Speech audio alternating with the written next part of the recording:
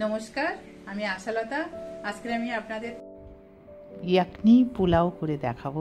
ফারাহ খান special yakhni pulao খেতে দারুণ লাগে আর বানানো কিন্তু খুব সহজ। তো দেখুন, আমি এখানে চাল ভিজিয়ে নিয়েছি, চিকেন নিয়েছি, এখানে 700 চিকেন আছে, দই আছে 200 গ্রামের মতন, পেঁয়াজ 4টে নিয়েছি, আর এখানে গরম মশলা নিয়েছি। তো দেখুন, সিনামন মানে দারচিনি, তেজপাতা, লবঙ্গ, গোলমরিচ, আর এখানে ধনে, আর এটা জয়িত্রী, আর এলাচ, আর শুকনো লঙ্কা। এটা ভালো করে পেস্ট পাউডার করে নেব। আর এখানে আদা, রসুন আর কাঁচা লঙ্কা বাটা আছে, ঘি লাগবে। তো এবার এটা ভালো করে একটা পাউডার বানিয়ে নেব।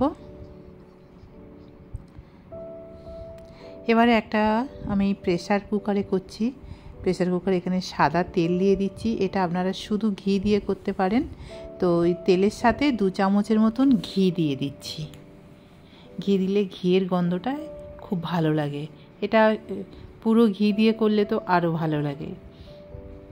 এবার দিয়ে দিচ্ছি একটু জিরা, গোটা জিরা দিয়ে দিচ্ছি। জিরাটা ভাজা হয়ে গেলে দিয়ে দিচ্ছি পেঁয়াজটা। পেঁয়াজটা একটু ভেজে নেব ভালো করে।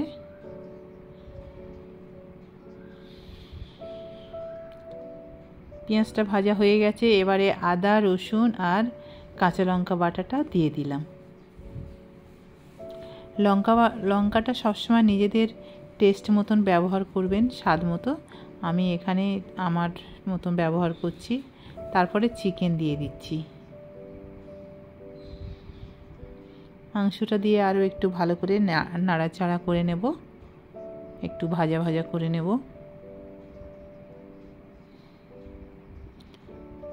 খুব সহজ রান্না, খুব তাড়াতাড়ি রান্নাটা হয়ে যায়, কিন্তু খেতে কিন্তু সত্যি বলছি খুব ভালো। আপনারা যখন হাতে কম সময় আছে তখন আপনারা এই চিকেনের রেসিপিটা বানিয়ে নিতে পারেন, চিকেন পোলাওটা।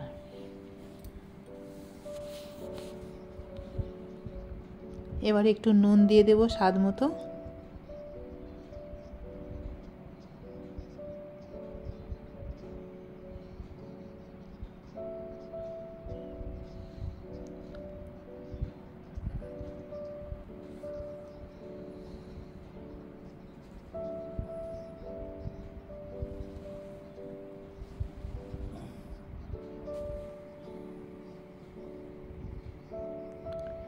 এবারে এই যে মশলাটা, গরম মশলাটা, এটা দিয়ে দিচ্ছি, পাউডারটা দিয়ে আবার একটু ভালো করে চিকেনের সাথে একটু ভালো করে কষে নেব।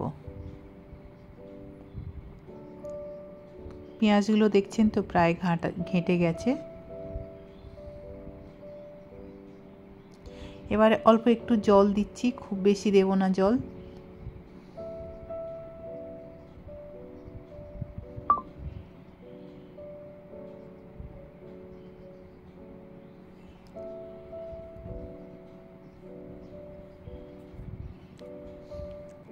এবার এটা প্রেসার কুকারে 2টো সিটি মেরে নেব।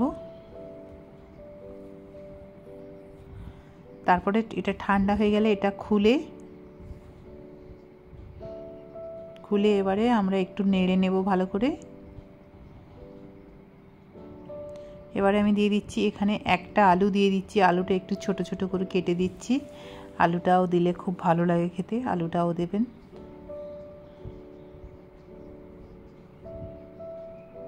তারপরে এখানে দইটা খুব ভালো করে ফেটে নিয়েছি। এবারে দইটা দিয়ে দিচ্ছি।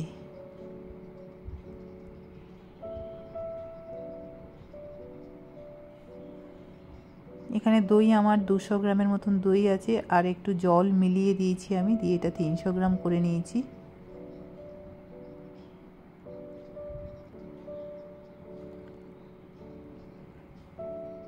এবারে ভিজিয়ে রাখা বাসমতি চালটা দিয়ে দিচ্ছি। এটা 5-6 ঘন্টা, এটা 1 ঘন্টা আমি ভিজিয়ে রেখেছিলাম। এবার এটা দিয়ে দিচ্ছি।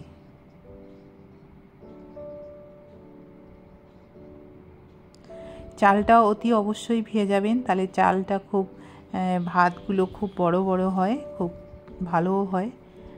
আর এবারে আবার আমি এখানে 4টে সিটি মেরে নেব।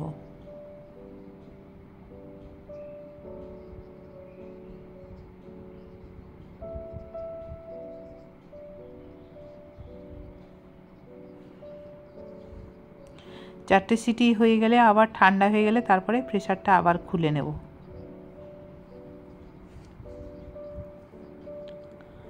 এবারে দেখছেন একদম হয়ে গেছে, রেডি হয়ে গেছে। আর একদম ভাত খুব সুন্দর ঝরঝরে হয়েছে, খুব ভালো হয়েছে, খুব ভালো একটা গন্ধও আসছে।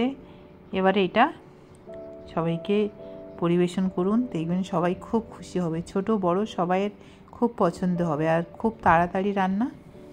তো কেমন লেগেছে এই ভিডিওটা আপনাদের, আপনারা অবশ্যই কমেন্ট করে জানাতে পারেন। আমার এই রেসিপিটা যদি আপনাদের ভালো লাগে তাহলে লাইক করবেন, শেয়ার করবেন, সাবস্ক্রাইব করবেন আর আমার বেল আইকনে ক্লিক করবেন, তাহলে নতুন নতুন ভিডিওর সাথে আপনারা আপডেট থাকতে পারবেন। নমস্কার।